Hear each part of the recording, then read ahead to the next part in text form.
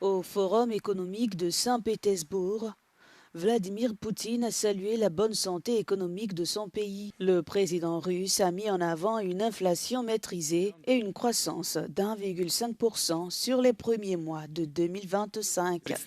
L'image d'une économie russe fondée essentiellement sur les matières premières et dépendante des exportations d'hydrocarbures appartient désormais au passé. La réalité actuelle démontre clairement que cette perception est dépassée. La Russie se classe aujourd'hui au 4e rang mondial en termes de produit intérieur brut et au 1er rang en Europe. Tout en insistant sur une diversification de l'économie, Vladimir Poutine annonce une augmentation des dépenses sécuritaires dans un contexte de guerre prolongée en Ukraine.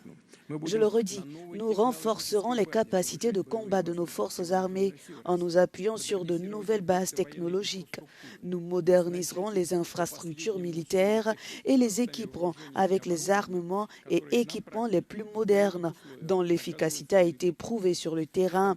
Parallèlement, nous entendons approfondir la coopération militaro-technique avec nos pays partenaires. Il ne s'agira pas seulement de livraison ou de modernisation, mais aussi de co-développement, de formation et de création d'industries et de capacités de production clés en main. Mais le ton triomphant du président russe contraste avec les signaux d'alerte émis par son ministre de l'économie.